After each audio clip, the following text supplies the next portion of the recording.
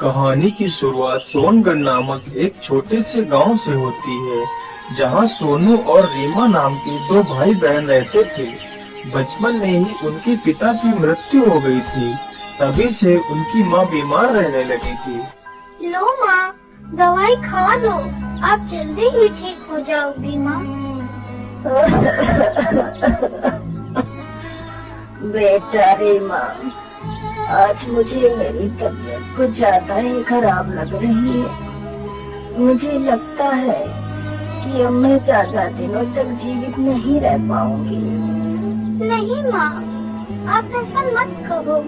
अगर आपको कुछ हो गया तो हमारा क्या होगा माँ? हम कैसे रह पाएंगे? माँ, आप हमें छोड़कर नहीं जा सकती। रीमा बेटा, तुम अपने चाचा चाची को बुला कर ले आओ।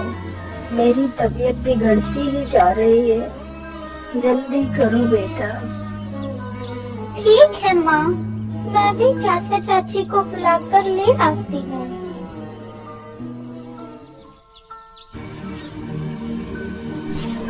चाचा जी, जल्दी चलो, मेरी माँ की तबीयत बहुत खराब है। ठीक है रीमा बेटा, अभी चलता हूँ। अरे भाग्यवान, जल्दी चलो, भाभी की तबीयत ज्यादा बिगड़ गई है। अरे क्यों सुबह सुबह इतना शोर मचा रहे हो? अरे भाग्यवान, भाभी की तबीयत ज्यादा ही बिगड़ गई है, इसलिए हमें उनके पास जाना होगा। अरे वाह, बड़े है भाभी वाले। आज तक दिया ही क्या है हमें तुम्हारे भैया और भाभी ने? अरे भाग्यवान, ऐसा मत कहो। भैया तो वैसे ही भगवान को प्यारे हो गए हैं। एक भाभी ही तो बची है।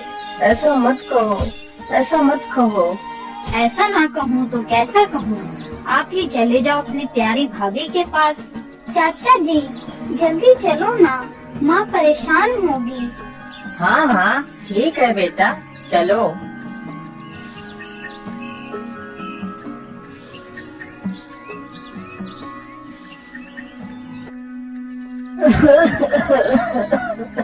माँ, आप ठीक तो हो ना?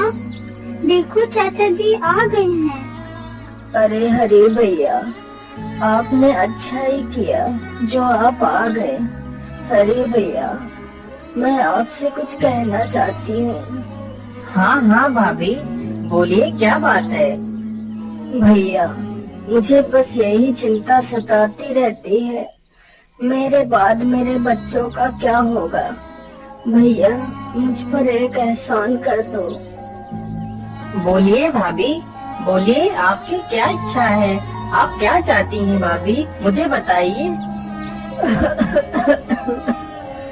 भैया, मेरे ना रहने के बाद तुम मेरे बच्चों को अपने पास रख लेना। हाँ भाभी, मैं ऐसा ही करूँगा। लेकिन आप ऐसी बातें क्यों कर रही हैं भाभी? आप ठीक हो जाएंगी भाभी, आप चिंता ना करिए भाभी। हरी की यह बात सुनते ही उनकी माँ भी उन्हें अलविदा कहकर चली जाती है।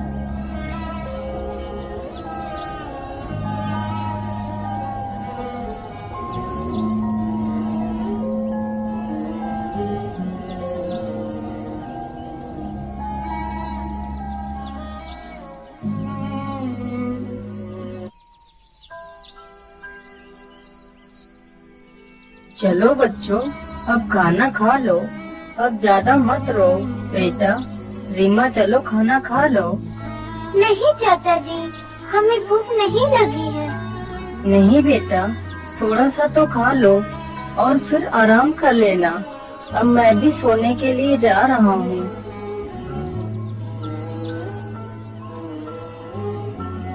अरे, अब तुम इन भिखमंगों को भी उठा कर ले आए?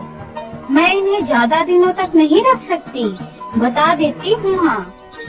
अरे भाग्यवान, तुम इतना शोर मत मचाओ, नहीं तो बच्चे उठ जाएंगे। और मुझे भी खाना खाने दो।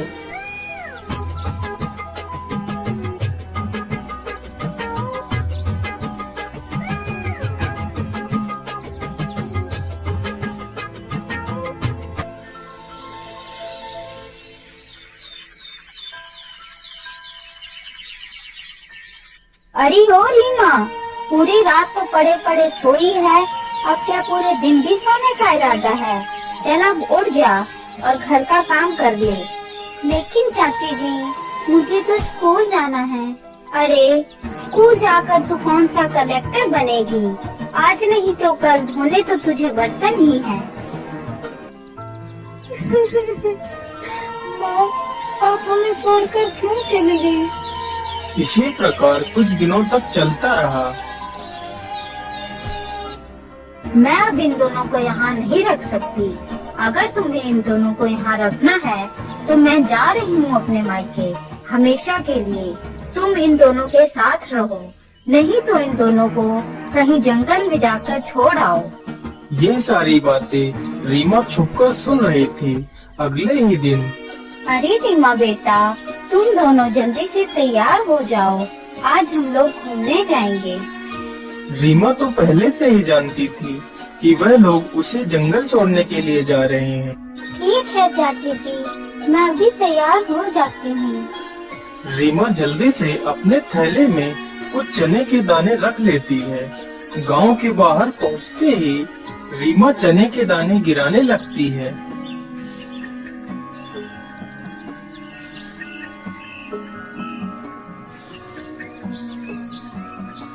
अरे बच्चों, अब तो मैं बहुत थक गया हूँ, अब और नहीं चला जाता। अजी सुनो, चलो हम लोग यहीं पर थोड़ा सा आराम कर लेते हैं। ठीक है, चलो हम लोग यहीं पर थोड़ा सा आराम कर लेते हैं।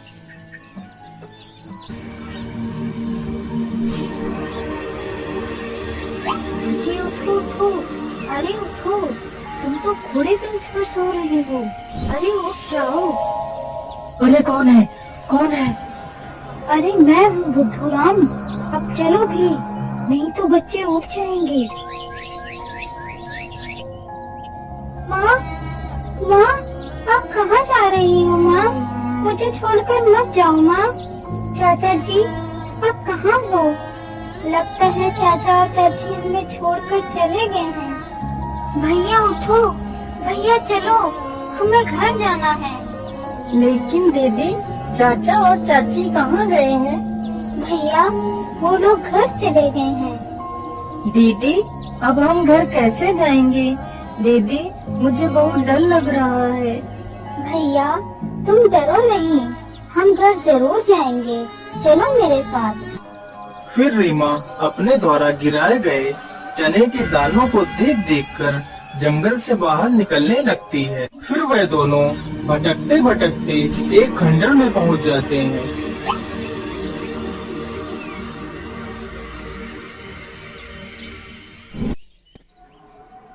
अरे आज तो मैं बहुत थक गई हूँ। रोज रोज जंगल से लकड़ियाँ लाने में तो मेरी हालत ही खराब हो जाती है। पता नहीं मुझे कब आराम मिलेगा। दीदी, ये कौन है? मुझे इसे देखकर बहुत डर लग रहा है। कौन है? कौन है वहाँ? जल्दी से मेरे सामने आ जाओ। कौन हो तुम दोनों? और तुम्हारी हिम्मत कैसे हुई यहाँ पर आने की? अब मैं तुम दोनों को मार डालूंगी। नहीं दादी माँ, आप हम दोनों को मत मारिए, आप जो कहेंगे हम दोनों वही करेंगे। बात तो ठीक कहती है ये लड़की। मुझे इसे मारने से तो कुछ नहीं मिलेगा। चलो मुफ्त में एक नौकर ही मिल गया। अच्छा ठीक है, मैं तुम दोनों को नहीं मारूंगी, लेकिन जो मैं कहूँगी वो तुम्हें करना होगा। लेकिन मैं तुम दोनों पर भरोसा नहीं कर सकती, इसलिए मैं तेरे भाई को पिंजरे में कैद कर देती हूँ।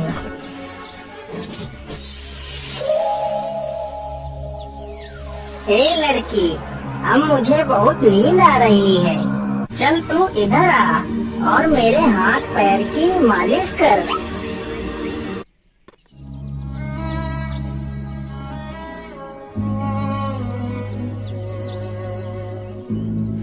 अरे ओ लड़की, उठ जा। अब कितना सोएगी तू? चल जा, और जंगल से लकड़ियाँ ले आ। ठीक है दादी जी, आप मेरे भाई को भी छोड़ दीजिए, हम दोनों साथ जाकर लकड़ियाँ ले आएंगे। अच्छा, तू तो बड़ी ही होशियार बन रही है। मैं तेरे भाई को छोड़ दूं ताकि तुम दोनों उधर से ही भाग जाओ। तू अकेली ही जा और लकड़ियाँ लेकर जल्दी से आ जाना।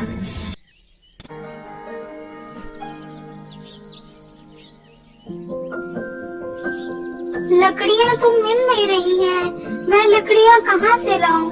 हे भगवान, मेरी मदद करो, मैं अपने भाई को कैसे बचाऊं?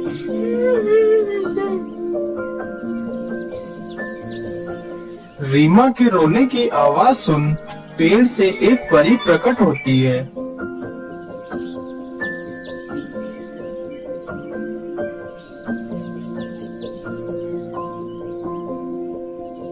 अरे बेटी, तुम कौन हो और इस समय जंगल में अकेले क्या कर रही हो?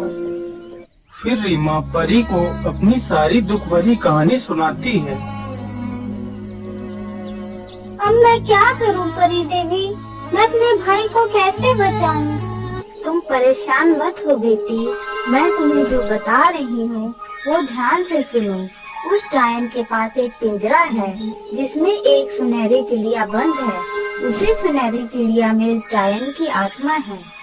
आज जब वह डायन सो जाए तो तुम चुपके से उस चिड़िया को पकड़ लेना और उसे चाकू से मार देना, तो वह डायन मर जाएगी और डायन के तकिए के नीचे पिंजरे की चाबी होगी। तुम उस चाबी से पिंजरा खोलकर अपने भाई को बचा लेना। डायन के पलंग के नीचे एक खजाने से भरा हुआ संदूक रखा होगा।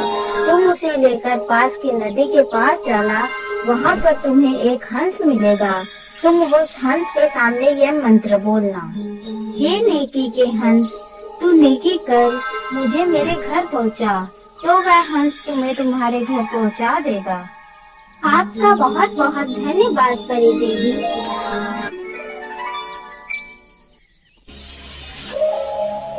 अब ये लकड़ियाँ लो और वापस डायन के पास जाओ।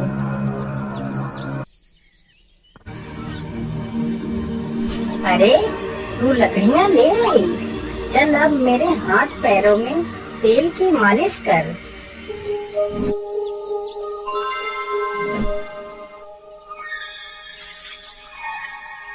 मुझे लगता है कि अब यह डायन सो गई है।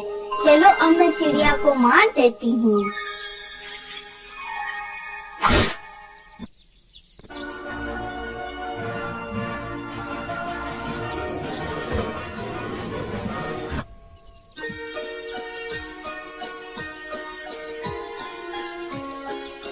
दीदी, वो देखो कितना सुंदर हंस है। हाँ भैया, बहुत ही सुंदर हंस है। चलो हम इसके पास चलते हैं। हे नेकी के हंस, तू नेकी कर और मुझे मेरे घर पहुँचा। आ जाओ रीमा बेटी, मेरी पीठ पर बैठ जाओ, मैं तुम्हें जल्दी ही तुम्हारे घर पहुंचा दूंगा।